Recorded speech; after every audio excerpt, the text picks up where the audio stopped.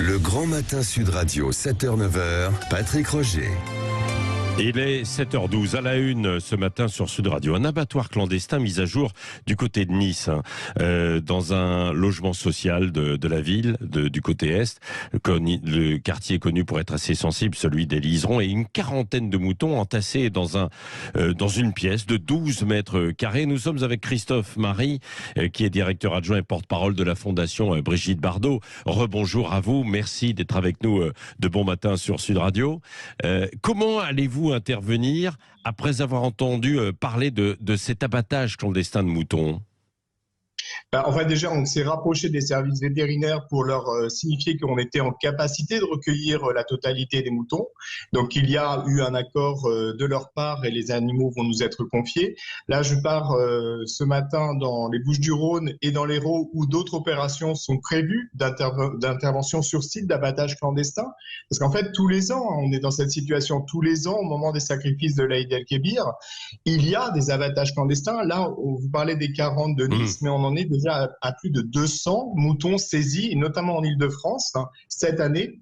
Donc là, pour ceux de Nice, effectivement, ils ont été pris en charge et rapatriés vers une fourrière pour quelques jours, le temps aussi qu'on s'organise sur une prise en charge par la Fondation, mais ça va se faire dans les 2 ou 3 jours qui viennent. Oui, c'est une pratique donc très souvent observée donc, en France, hein. Ah ben tout à fait. Et d'ailleurs, là, j'avais interpellé via Twitter Emmanuel Macron puisqu'il s'était rendu Cité Bassins il y a 2 ans et là il est actuellement à Marseille. Cité Bassins, typiquement dans les quartiers nord de Marseille, il y a de l'abattage clandestin dans des appartements. On est intervenu à deux reprises pour faire des saisies de cette manière. C'est systématique. Tous les ans, au moment de l'Aïd el-Kébir, il y a de l'abattage clandestin. Alors ce qui est bien malgré tout, c'est qu'il y a maintenant quand même une réaction des services vétérinaires et des forces de l'ordre qui, dès lors qu'ils peuvent se rendre dans les quartiers où ça se passe ces abattages, eh bien, interviennent pour saisir les animaux. C'est pas toujours possible, c'est pas possible dans tous les quartiers, parce que dans certains quartiers, notamment des quartiers nord de Marseille, on nous dit, enfin, les gendarmes nous disent, on va pas intervenir, sinon demain on n'a plus de commissariat. Donc, on en est là, mais tous les ans, on est dans cette situation de l'abattage clandestin, et c'est pour ça aussi qu'on dénonce évidemment cette situation. Ouais. Et quelle réponse peut-on apporter aux gens qui font ces trafics d'élevage clandestin et d'abattage clandestin ? En fait, il y a des dispositifs qui sont mis en place.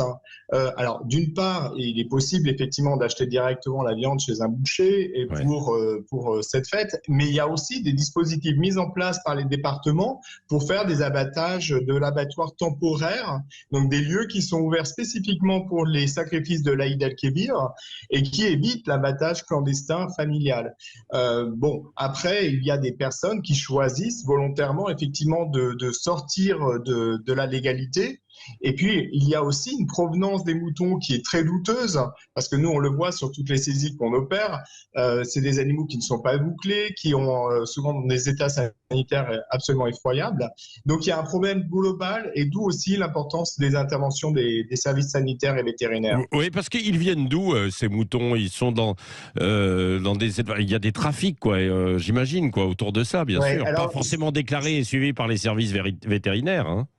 C'est ça. En fait, il y a 2 cas. Nous, je vous dis, tous les ans, on récupère plusieurs centaines de moutons, donc on a maintenant un aperçu à peu près de la provenance. Le sud, souvent, ce sont des moutons qui viennent quand même d'éleveurs locaux qui s'arrangent justement à vendre 3 fois le prix habituel pour alimenter les circuits parallèles. En revanche, en région parisienne, c'est beaucoup la Roumanie, essentiellement la Roumanie et quelques autres pays, donc d'animaux qui arrivent complètement déshydratés, dans un très mauvais état sanitaire, malades souvent, et qui effectivement sont hors circuit du cadre sanitaire légal. Ouais. Et ils sont abattus où quand ils ne sont pas saisis ? Parce que comme il y a un certain nombre d'enquêtes, dans les appartements directement ?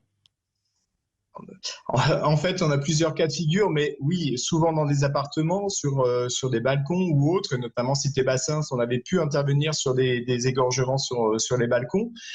Mais il y a aussi des éleveurs qui mettent à disposition des terrains et qui laissent les familles venir égorger les bêtes directement sur des caillebotis à même le sol. Donc, il y a les 2 cas de figure. Donc, l'abattage familial, effectivement, se fait souvent dans des appartements. Et là, c'est plus difficile à intervenir parce qu'il faut pouvoir avoir l'autorisation aussi du parquet de pouvoir intervenir dans un domicile privé, c'est très compliqué. Ou alors, effectivement, des terrains qui sont comme ça organisés, soit chez un éleveur ou soit chez des particuliers où plusieurs personnes viennent égorger des bêtes. Ouais, Christophe Marie, que faites-vous des moutons qui sont récupérés ensuite là? Alors, actuellement, on en a près de 4000. Et ce qui est bien, c'est qu'on a pu justement travailler avec des éleveurs qui ont arrêté d'élever des animaux pour la boucherie et qui travaillent avec la Fondation Brigitte Bardot sous forme de pension. Donc, c'est des animaux qu'on garde à vie en pension et avec des personnes qui justement ont changé leur rapport à l'animal parce que la finalité n'est plus d'abattoir mais d'apporter les meilleurs soins à ces animaux. Et on le fait aussi pour les cheptels bovins, pour les chèvres, etc. Hier, j'étais sur des pensions bovines. On a beaucoup aussi de cheptels de bovins, notamment on est intervenu sur un candidat de l'Amour et dans le Pré il n'y a pas longtemps pour récupérer 450 bovins en grande souffrance. Donc on se limite pas, entre guillemets, parce que c'est déjà énorme, aux moutons, mais à toutes les bêtes en souffrance. Bon, et en tout cas, ce matin, Christophe Marie, vous interpellez Emmanuel Macron, vous lui lancez un message puisqu'il est dans les quartiers nord pour qu'il s'occupe un peu plus de ses affaires. Hein. Exactement. Merci Christophe Marie, directeur adjoint et porte-parole de la Fondation Brigitte Bardot qui était avec nous au sujet de cette histoire à Nice, mais il y en a beaucoup d'autres dans plusieurs quartiers comme vous nous l'avez révélé ce matin sur Sud Radio. Merci.